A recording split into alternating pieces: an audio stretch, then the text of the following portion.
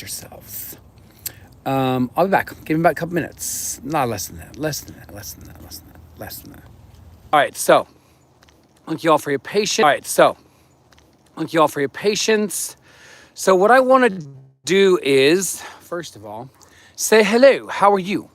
Second of all, come on in. I'm just doing some housekeeping. House? Did I say house? Oh my gosh, was it Dr. House or Dr. House? Okay, anyhow, you're gonna hear some planes, trains, and automobiles. Don't worry about it. We live in the middle of nowhere. But I want to sneeze first, and then we're gonna start. Don't worry, I'll eventually edit all this eventually. So I want to talk to you about time, okay? But time is really better understood as an emotion, because you can go back as far as how we understand time to realize that for many people, time is a fiction. Time is something that we know mentally, cognitively as a concept doesn't exist. So you have these very notable quantum physicists, or even people within the field of science and physics, who really do argue against this notion of time, right? It is part of the four-dimensional reality. You know, you have the height, the length, and the width of the three-dimensional reality that we live in. But then you have the fourth dimension, which is time. But you have almost every single physicist, basic physicist, Stephen Hawking's, everybody, Einstein, arguing that time does not exist, okay? But the problem is that, and you'll even hear it in some of these, hello, Kobe, what, Hasahi, hey, what's up, guys, go ahead and hit that like button, come on in, tap, introduce yourself. How's your 19 children? Come on in. Welcome to the channel. Can I, what's up, Asali in the house, XOX, go follow him. Rudy, what's up, guys? We're just starting. Come on in, tap that screen, hit that like button, hit the subscribe button, join the free Discord. We like to do things in there. Oh, thanks for the hearts, guys. It means so much to me. It makes my therapy bills way cheaper. All right, come on in, guys. Introduce yourself. Where are you from? Wow, what's going on? Oh, you're awesome, Asali. Guys, go follow Asali. All right, Asali, where are you from? What do you, subscribe. Awesome. You're doing anything? Rudy, I have no idea what that means. Are you doing anything with your right hand, left hand? I have no idea. If you do, you use a napkin for the cleanup afterwards. All right, Oklahoma, UK, oh, right on. Dude, UK is freezing. The cult of Rebecca. I don't know. Oh, Rebecca, I think your button just went on repeat there, sister. Let me see here. Okay, so I think we're gonna do a little timeout. Rebecca was writing a little bit over much. Okay, come on in, guys, introduce yourself. Oh my gosh. Oh yeah, it is. Yeah, of course. So I have family over there. I'm married to a British woman. So yeah, I fell in love with my captor, or whatever they call it. They call it love or Stockholm syndrome. I'm kidding. That's not really true. So come on in, guys. We're just warming up the room. Warm each other up. Keep your clothes on. Come on in, guys. I usually go live once, twice a week. So we're going to focus on time. And then we're talking about manifestation. We're going to talk about anxiety. Going to talk about fear. Obviously, manifestation is the center of this.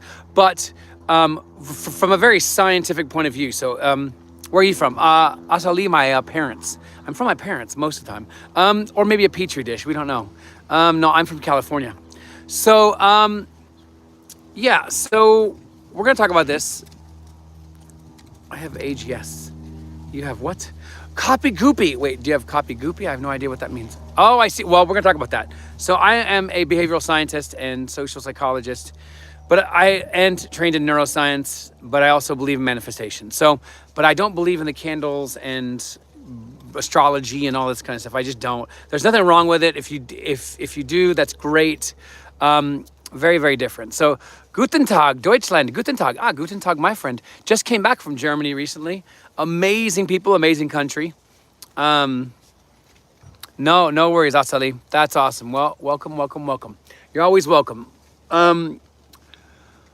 So, okay, let's go back to this idea of time. Time is anxiety. Time is not freedom. Time is, have a great one, Asali. Amazing people. Hey, why not? Why not? I love it. So, I'll go back again. So yeah, I love Europe. So I'm not from Europe. My wife is from Europe, but I'm not. So yeah, so why don't we talk about time? And why do we believe in time? Why is time a thing? But then also, why is that in the way of manifesting what we think or what we want, what we believe we desire? And that's key, by the way. Because time is a construct. We know time is a construct. The problem is we know it. That's the problem. We know it cognitively. We haven't experienced time as a construct. So you have Einstein, you have Hawking's, you have Michio Kaku, who's around today, right? You have well-known quantum physicists who are alive now. You have physicists in history who argue that time doesn't exist. And so what you have to realize is that time is, the way in which we understand time is a distance. It's a form of distance, right? So it means, like, for example, hey, what time are you getting here? Well, what's being done is that you're measuring, it is a measurement, right? It is a measurement of when that person who is not here going to be here, right? And so now you're measuring the distance between what you have, what you don't have, who is in your life, who is not in your life, by this thing called time. So time is distance. Time is a measurement of distance between you and the object that you want to manifest into your world, right? So then that's what creates anxiety. And that's also a fundamental, dangerous, unhelpful misunderstanding of how to operate this thing called the law. Whatever you want to call it, whether you follow Neville, you don't follow Neville, you believe in the law of attraction, it doesn't matter. The law of assumption, law of belief. There's so many different ways to name this thing. Energy, God, love, Christianity. I don't care what you name it, right? So time is a form of distance between you and your object. That's why it causes anxiety, because you don't believe you have it now. But the whole thing about not visualization in the typical sense. So Neville talks about imagination. We have to really understand what he means by imagination, because the problem is our brain, when someone like Neville Goddard talks about manifestation and he's talking about using the imagination from the first person, he is not talking about just sitting there and daydreaming, okay? That is not what he's talking about. Daydreaming and manifestation or visualization or, using the imagination are completely different things, okay? So when he's talking about the imagination, and he's saying that we're always imagining, and we're always imagining from the first person, and we're always experiencing from imagination. Imagination is the series of things. It is not one thing. And it is not just your visual faculty, meaning your ability to daydream, okay? That's not, even though you might start it out as a daydream, what makes it real are several other components. And that's when it shifts from, oh, this is just something I'm thinking about, to then now I'm it. Now you already hear a hint right there. In time, if you're always measuring against time, you're never it, right? And so that's why it's so dangerous to be like, I want it tomorrow. I need it tomorrow. I need my manifestation by 12 p.m. tomorrow. Because you're always measuring by what you don't have. Time is a measurement of anxiety. Time is a measurement of what you don't have. Time is a measurement of not of now. Time is a measurement of when, right? And so if you're always measuring by when, you're never living now. The whole thing about manifestation is it's always now. You're always rich now. You're always wealthy now. You're always you're always married now. You always have kids who listen now. You always have the job now. You always have the car now, right? And it's always from the first person within. And so again, if you're measuring by time, it's always going to be, I'm thinking of a house. If you're not measuring by time, it's, I'm a house owner now. Do you hear that distinction? And that's a big distinction, okay? So this is why when you're always saying, oh man, because a lot of people get into manifestation because they need it now, right? And then if you're constantly learning how to measure what you have or don't have by what is not now, meaning you're always thinking about the future, the past, or whatever, then you're never going to have it. And that causes what? Anxiety. Hence why I said time is a form of anxiety, because you're always measuring, you're always seeking out, you're always looking to, you're always defining with the lack of time. I don't have enough time, right? We even say that in our different societies. I don't have enough time. I'm running out of time. Oh my gosh, he took too much time. Oh my gosh, I'm out of time, right? And so time, we almost always speak of time as something that we don't have, or we don't have enough of. So if you're always constantly measuring manifestation and belief through what you don't have, you're never going to have it, because all that the law does is it simply mirrors where you think you are. So if you start saying things like, oh my gosh, that house I got so fast, like it was amazing, and I love the new house that I got right now. You are bridging the gap of the measurement of what you think is time. Remember, science, quantum theory, and I will one day probably do a talk on this, but quantum theory and many ideas within manifestation are not the same. In fact, sometimes they're counter. So all this stuff that's out there with even well-known people within the manifestation community who are trying to use quantum theory, they are 100%, not 80% wrong, 100% wrong.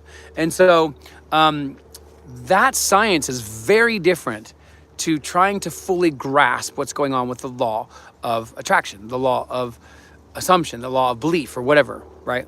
So to try to grasp that is extremely different. So again, if you're here, just say hello. Let me know if you have any questions. Feel free to share. And so again, time is distance. Time is a measurement of what you don't have. And if you're constantly always saying, I need it now, then you don't believe you have it now, right? Because everything about manifestation is not about time. Everything about manifesting and the process of becoming the person who has the thing is not about time. When you go into your imagination, okay, which remember, the imagination is several things. It includes your senses, it includes your perception, it includes things like daydreaming, it includes things like your emotions, all of that, your worldview, your perception, your five senses, all of that is called the imagination. It is not simply just the act of imagining. It includes that, but that's why Neville says get really good at using your five senses. Get really good at using all of these different faculties, right? And he says this is a school. Life is a playground. Life is a place where you learn how to do this. But the point is not just to get stuff. It's to wake up to discovering that you are the most powerful being who ever lived on this planet, and will continue to be so, no matter whether you believe it or not. So when you're trying to grasp time, you are literally grasping at straws. Maybe I'll get it. Maybe I won't get it. And you might get lucky and get what you want. You may get lucky and not get what you want. You might get lucky and get what you want and lose it, because you're always constantly measuring time, right? And I've heard many stories of that being the case, because time is anxiety. Now let's talk about this, because I keep saying it, but let's make sense of this, and then we'll talk about mental health. We'll talk about how to get past this, okay? How to overcome it. And there's always joy on the other side of this thing, right?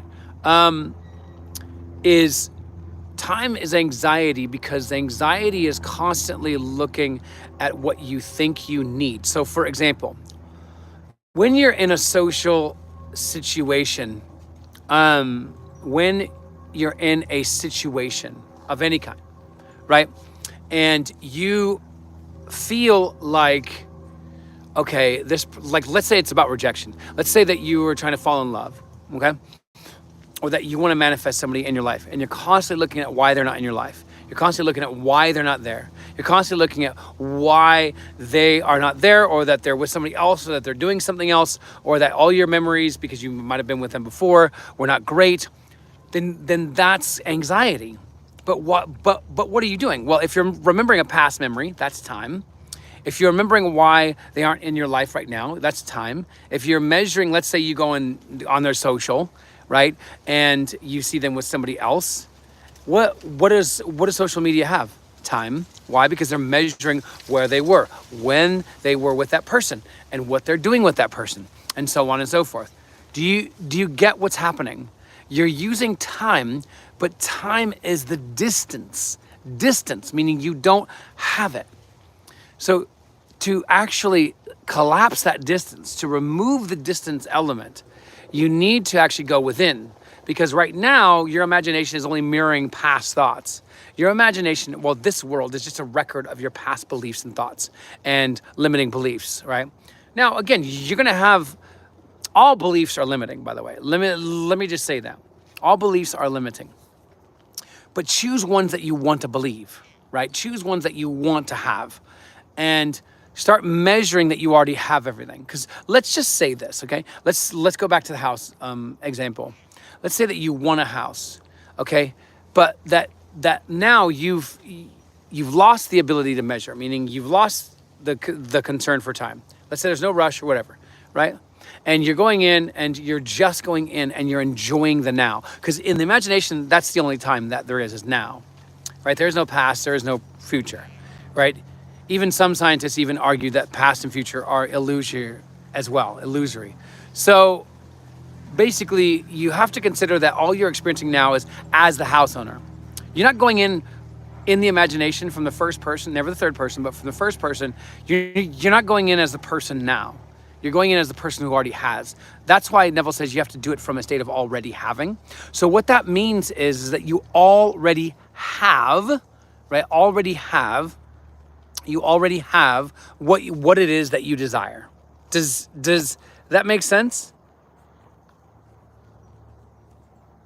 Let's try that again. Okay, let me see here. Sorry, that was really weird. Okay, so, all right, let's go back to this. Time is anxiety. Time as anxiety. Okay, so when we're trying to grasp this, that means we're constantly measuring against what we think we don't have or what we think we want, what we think we need. Desire is always inside. Desire is never outside. So for Neville, desire is God-given. For some people in psychoanalysis, desire is actually a form of anxiety. Desire is I'm being taught by society to want and desire and to want things, right? And so in, like, for example, the work of the psychoanalyst Jacques Lacan, he basically argues that desire is a form of anxiety. I disagree. I actually agree with Neville that desire is kind of God's script for your life, I guess you can say.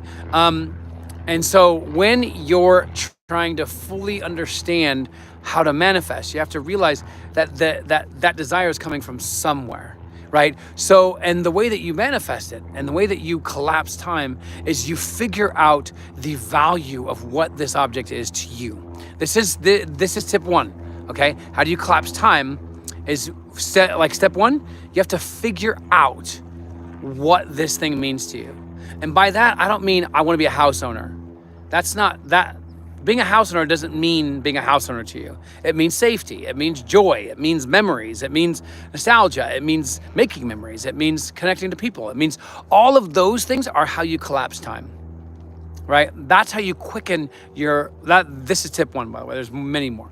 But I mean, like, basically, remember though, time is a form of measured distance, which is anxiety. This is why we say time is very dangerous and you don't want to time your manifestations. Okay, come on in and say hello.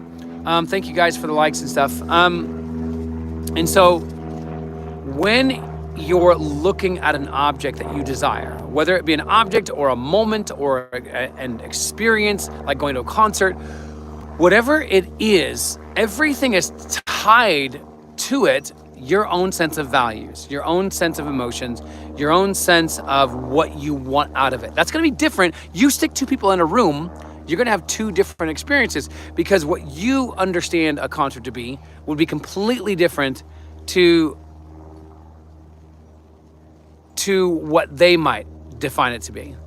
Do you understand? So when you're trying to fully grasp what it is that you desire, one, you have to get rid of time. Because if you start measuring by time, you're never going to get it.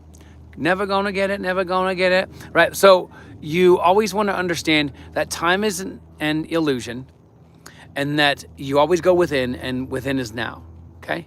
As we've been saying all along. So when you're trying to figure out what it is that you desire, thank you. And come on in, say hello. And don't forget to subscribe. And guys, just let you know, I am a trained coach in Neville's work in neuroscience and behavioral science and social psychology and in mental health. Mira, how are you? How's life? And how are your 19 children? Come on in, introduce yourself, hit that follow and subscribe button, hit that share button if you don't mind. We're just talking about a mix of things, actually. We're kind of exploring neuroscience and behavioral science and psychology and manifestation and time. Because a lot of people say, oh, I really, really want to manifest this today, or I need to pay this bill tomorrow, or I need to, and this is why those most of the time don't work, right? Good. By the way, I usually ask that question because I'm usually the Mad Hatter on TikTok. Okay. So yeah, let me know how you are, guys. Feel free to ask questions, introduce yourself, and I'll do my best to answer them. I'm gonna be on for like 20 more minutes. Okay, if you're manifesting anything, and again, for those who really tripped up on the word manifesting, that's all it means is experience. You're creating experiences, right, through your beliefs, and there's some sort of energy component that people call God, love, energy, positivity, whatever source, it doesn't matter, right? That actually does end up somehow bringing this into your life. We don't really get to know the how ever. And that's where the trust comes in. But if you're always measuring against time, then you're never trusting, because that means to you, you're always measuring a distance between you and that object or person or relationship or memory that you're trying to heal from or whatever it is, right? And so, when you're trying to be the house owner, for example, and you're like, oh my gosh, escrow takes 30 days. Sally, how are you doing? Welcome back. And so when you're trying to, let's say, manifest, but you can remove time, what that means is when you're in here, in your mind, right, and you're doing everything from the first person, never from the third person, and you're giving yourself a repeated action, right, and you're doing it over and over and over and over and over and over. Guys, and if you could just do me a big favor, make sure that you've hit that thumbs up, hit subscribe. If you're looking for coaching, I do have payment programs. I do have a closed Discord of awesome people like you that are supporting each other and so on. So there's a link, and there's also an email if you have any questions. And so, if you're the house owner, or if that's a very different kind of person that makes decisions than the person who isn't the house owner. So Neville, the guy that I follow and I teach his manifestation takes from, talks about this idea of thinking of and thinking from. Of is you never have it, right? That's like somebody who daydreams. I wish I was in Indy. Oh man, I'm never gonna be there, but I'm gonna daydream about it. Right? That's why you can't really look at when Neville uses the word imagination as the same as daydreaming. It's not the same at all, right? And so what you have to really, really grasp is that when he's saying imagine, he looks at it as like almost jumping into a different world. There's a version of you that exists where you already have been this person, okay? And this is very key. This is something that I learned even during my own journey, is that essentially, when you become this person who has already had the house, remember that key word already means like you've been the house owner for years. Like when you do that imaginary like scene and you're creating it from the first person and you're walking in and through your house, you're not walking in it as if it's your first time ever. You're walking in it as if this is like your 7th time, 12th time, 200th time. Whatever it is that makes sense to you, you are always doing that. You are now the actual house owner. You never go in to manifest. You actually go in to already become. That's really what it is. You are becoming, not having. Okay, that's very, very key here. Okay, you are never, ever going in to get. You are already going in to be the person that you already are now. This is why a lot of people actually encourage that one of the techniques you should really work on before you go in is to actually generate the emotions, more than one, emotions of the person that would be already in that zone. Maybe for you, it'd be neutral. Maybe for another person, it'd be really, really excited because you're in your imaginary scene is that you're gonna have a house party with some friends, right? Or whatever it is that makes sense to you, you do that. And that is the difference between thinking of, I'm going to Tahiti one day, to I'm in Tahiti now. Because I feel the sand between my toes. I hear the rushing of the waves and I see the seagulls, or whatever it is that you define as Tahiti, then and as long as you believe it to be true and you continuously try to hardwire this at least 3 times a day, right, for 10 or 15 minutes, then it will happen. It must happen. It has no choice. It's law, right? And so that is the key, is that you want to realize that time will always slow you down. That's weird. That's weird, right? Because now Neville even says in one of his lectures, he says, you can actually get to the point where you change state, right, within 12 seconds, okay? That's his words, not my words. Change state, though, is not the same as I'm going to change state. And now it can happen that quick. He even shares how things happen quick for him.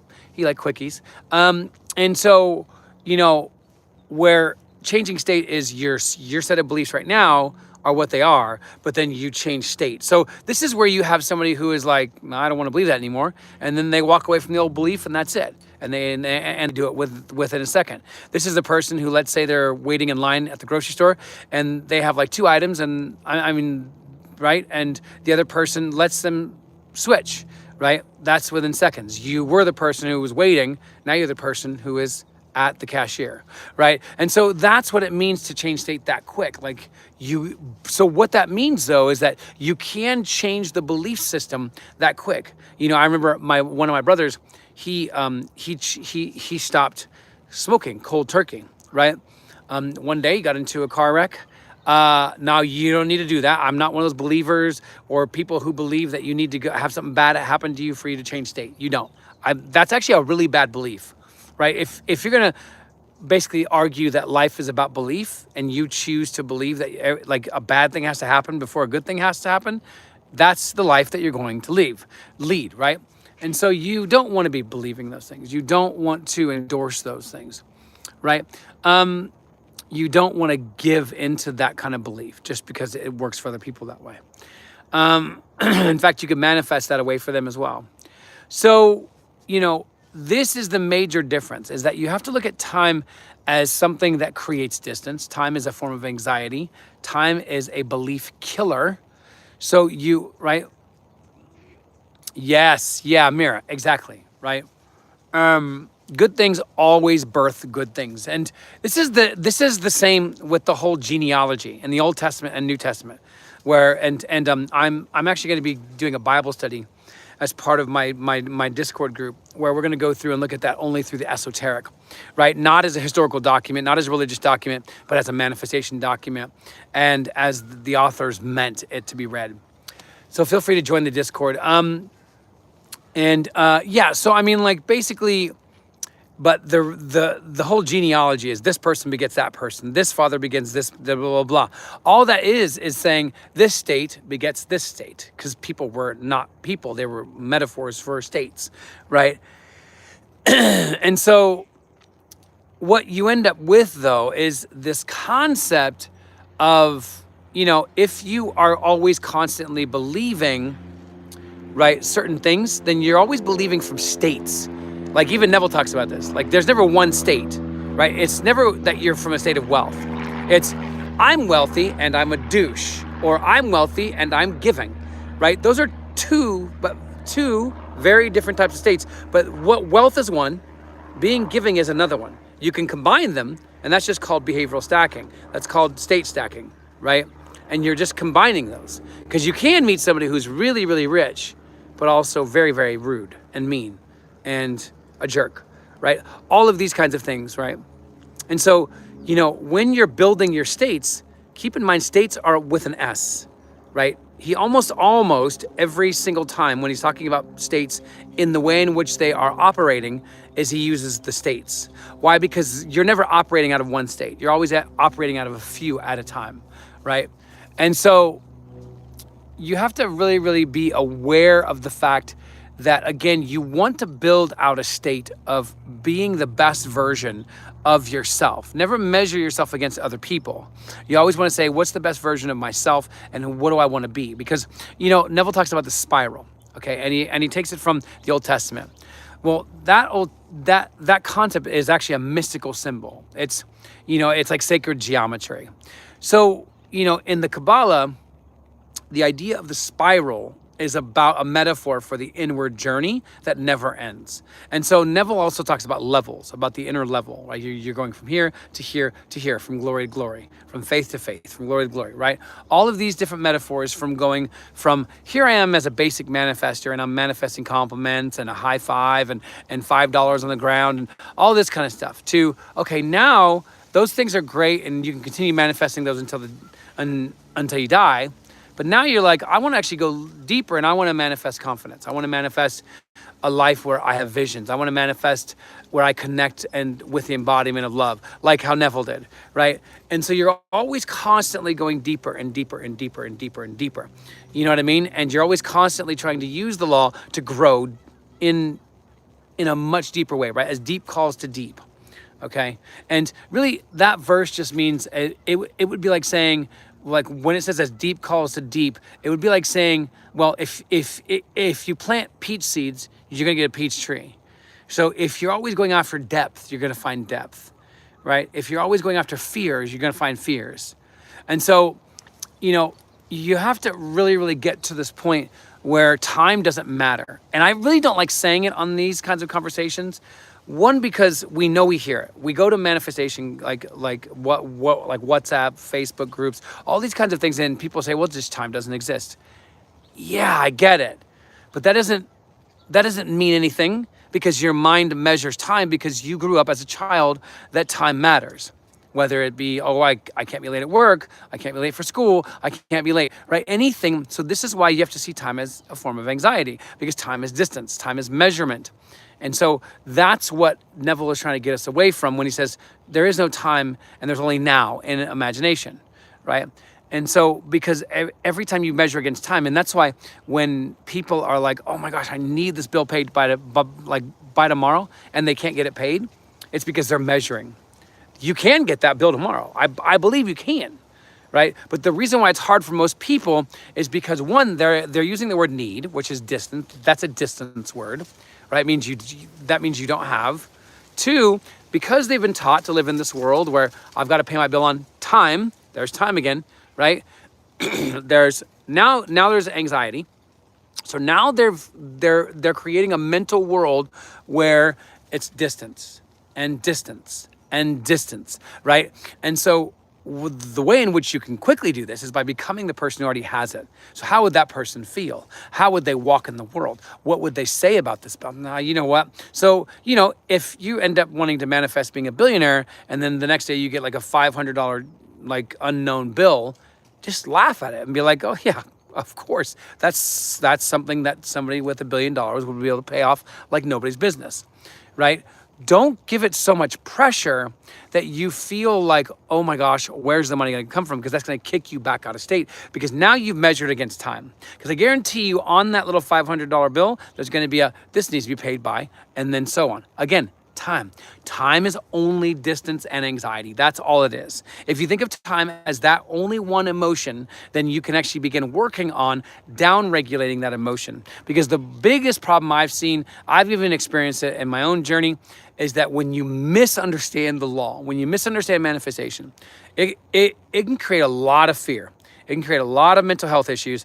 It can create a lot of anxiety, depression, powerlessness, the opposite of what it's supposed to do, right? And that's because most people just go straight into this, whether it's Neville or Esther Hicks or whatever it is, and they just try, which, by the way, it's great. You should do that. But also get some help, like get a partner, get somebody else to come along with you, and don't try to do it alone, right? And it's not that you can't or that you shouldn't. It's just that it's much better because you can process it. You can respond to things. You can have an outlet, right? And so, you know, and the other thing is, you know, when Neville says that we shouldn't be talking about it with other people, why? That's time. Why? Because if you're sitting there and you're like, I'm trying to manifest a house. Yeah, but I'm on the verge of homelessness because I'm getting evicted in 2 months, right? Or whatever it is. Guess what? An eviction, what? What is an eviction? You've already said time, because 2 months. An eviction notice is a timed threat, right? Your ego wants to like, oh shit, I need to do something about this. And I need to do something about this now. Here's the thing. That's the only time that you'll ever have anyways. Because even when you think about your memory that happened to you 12 years ago that taught you that somehow if you don't follow the rules and laws, you'll go to jail or you'll get in trouble or whatever, has what?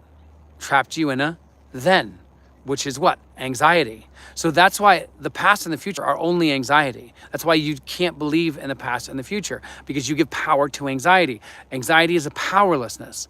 So you get your power back by asking, what would this or these things in my life that I would have, what would they give me? Would they give me confidence? Would they give me joy?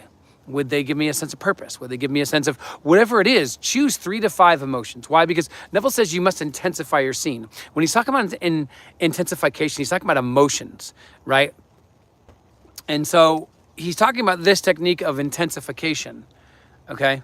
And so when he's doing that, I mean, he even shows an example of someone who actually used frustration, right? Who just used almost in a very humorous way. It was like, oh gosh, I've got to now go to the bank and cash this huge check and I got to stand in this stupid damn long line, right? And so it's like, but that for that person worked. Now, I wouldn't personally do that. I don't like using negative emotions for positive things, but maybe that works for you. Maybe you want to use that as an experiment. I probably won't ever do that.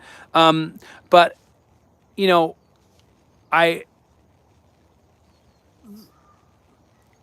okay, so if you have anxiety, then you also have other emotions that are quicker, right? That actually bring you speed, okay? And that bring connection, whereas anxiety brings disconnection, okay? And there are 2 types of stress, right? There's what's called just traditional stress, right? That's distance. Then there's also eustress, EU stress, EU stress. This is all one word, EU stress, right? And it's called eustress, right? And so eustress is a positive form of stress. This is like, for example, when you're working out because you have a goal in mind and you want to work out and you're like, okay, I'm doing this because I want to learn how to run faster because I'm doing this competition in a few months, right? So you're training your body through stress, but the stress is positive because you are joyful, right? So when you're looking at your desire, and you're looking at it as a form of, okay, this is going to teach me to be a better manifester, that might create a eustress, not the negative stress, the eustress of, okay, I have to be better at this. I've got to be better at this. I've got to increase my skill, right? I've got to increase it, and that's going to create a positive form of stress, right? And so that is only determined by how you reframe it. Even Neville talks about reframing. That's actually his understanding of love, right? And so when you truly love something, you reframe it, right? And so he even talks about that in his famous vision that I keep talking about over and over, which is him and the embodiment of all of his fears and limiting beliefs. And then he tries to pummel it and punch it, and it grows and grows and grows. But then he learns to love it. And he says, you know what? I'm committed to loving you until I die, essentially, right? And so that's how you overcome your fears. That's how you overcome anxiety. You reframe it. You say, oh, really? So what happens is, like, for example, there's a load of other things, but I don't want to give you too much because I don't want to overstretch, like what, but there's loads here. But for example, his brazen impudence, right, which is a massive technique that not a lot of people use. They think they understand it. Brazen impudence is, I'm this person now, nothing is getting in the way.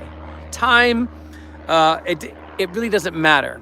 Like, those things are just illusions correcting themselves, right? There is no distance between me and my desire. None whatsoever. And I'm going to make decisions now from that person and that person's perspective. And that is the only thing that gets through this mind, right? Is me being and becoming the person that has everything, right? And again, would that person be depressed? Would that person be anxious? Would that person be, frustrated and so on? And no, they actually wouldn't. Now, is there anything wrong with you popping off and getting pissed off? No. Make sure that you are,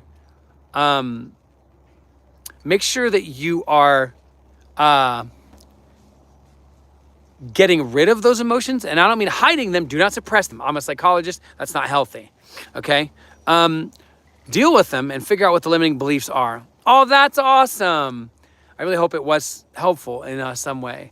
And so, Mira, it's funny that you bring that up because this is actually still relevant to all this. Is, the other thing is selling the pearl. Okay. So selling the pearl is really hard. And a lot of people don't do that. They think they do that. But, and this might help as well, Mira, with some other things. Hopefully. But selling the pearl is full on abandon. Like, you are not the other person ever. And you actually almost in one sense deny that you ever were, right? And so And I am saying this, like, let's say you wake up tomorrow morning and a huge wave of anxiety comes in, whatever you desire, and you're like, oh shit, there's distance between me and that. And then let's say you get that under control and it's an hour later. Deny it ever happened. No, it didn't. I am that person now. You can revise it as well. I'm not saying don't revise it, but I'm saying the way in which you can revise it is be like, no, it never happened. I'm this person, and I always had been. I woke up feeling solid, right? Whatever that is. So, but here's the big thing, and this was huge for me when I discovered this. Selling the pearl is not the same as someone who says, I am healthy, and then goes and works out. Hang on. You might be led to do that. That's very different. But this is not the same as the person, right, who is, let's say, and then goes and says, I'm healthy, and then goes and says, oh my gosh, I can't eat this because there's too much salt in it. That's not selling the pearl, okay? The person, let's say if they want to manifest health and sells the pearl, doesn't give a crap about any other thing, okay? Nothing can touch them. They are like bulletproof, like the Sia song, right? Bulletproof, nothing to lose, like, right? So you are like that. That is who you are, right? So, and then if you're like, okay, yeah, but I'm rich and wealthy, but I have to save this because this is my plan B. If you have a plan B, you have not sold the pearl, right? Because there are no plan Bs. You give up plan Bs, all of them, wherever. If you're hedging your bet, you haven't sold the pearl, right? And so if you're always saying, okay, I'm manifesting health, and then you're only going to a vegetarian restaurant because, hang on, because there's nothing wrong with going to a vegetarian restaurant if you desire it. But if you're doing it because you think, well, there's all these chemicals, there's all this food, and there's all this stuff in American food, blah, blah, blah, blah, blah, and you're constantly worried about it, you haven't sold the pearl. You really don't believe that you're healthy because you're still generating decisions and identity out of the old self, which is there are threats. And so if there are threats, then you are not the person that you desire to be, right? And this goes across anything, right? So if you're trying to manifest somebody back in your life or manifest a new person and you're constantly feeling lonely and you're measuring loneliness and then you're trying to fill out a whole bunch of Tinder and Bumble and all these other like things, right? Again, none of these are wrong, by the way. This is all about where you're coming from. What is your intention, right? What is your belief behind doing that action? Because at the end of the day, there's loads of people that feel like, hey, I feel led to do a Tinder and a Bumble. Okay, cool. But as long as you can say that without knowing that, okay, this is somehow alleviating fear or anxiety. Because if you're trying to use something outside of you to alleviate or minimize or mitigate fear or anxiety, you've just given your power away. You've just given that object the power that is yours. So energy leaks, right? So your energy is constantly leaking, right? And that's just because energy is always moving. So what that means is that you are constantly giving your energy away to something. So if you want to give it away to something that you really, really desire, give it away by giving it only to beliefs that actually serve you and your end goal, whatever it is. It doesn't matter. Right? I took on someone else's perspective of me. I'm not that person. Yes. So Neville did this. I don't know if you've heard that story, but he actually healed his back because of that. But also he actually healed a toothache that he had for like 13 years because he had given that power to a dentist and he had realized that. And then once he had revised it, it was gone and never came back. Right? And so this is the major thing this is why a revision every day is super important. By the way, if you're new to this and you're like, oh, this sounds woo, dude, neuroscience, because I'm trained in neuroscience, is just called neuroplasticity, right? And guys, don't forget, I do coaching. I do have coaching programs. I do have payment plans that will help you pay whatever it is all the way up to a year. So please check that out. I'm getting in touch. My email's on my bio.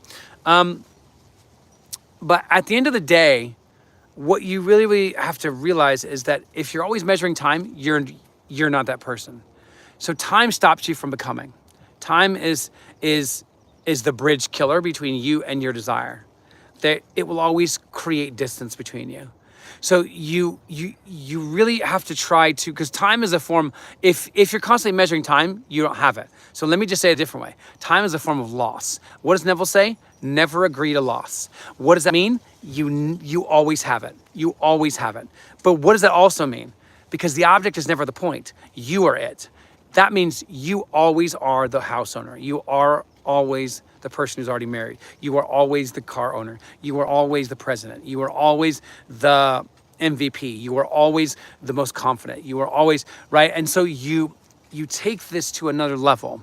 And then when you're like, okay, I've reached that level of confidence, keep going. That's what the spiral is. That internal sacred geometry from the Kabbalah, but also from scripture, is all about internal growth that never stops. You're always constantly growing. It's not about exhaustion. This is about excitement. This is about growth. This is about how can I get better and better and better and better and better and better and better, right? And yes, you can do that with manifesting objects. But I would love to encourage you to manifest awareness of who you are from within, right? Which is God. And, if you get really hung up with that term, use something else. Creator, inventor, lover of life.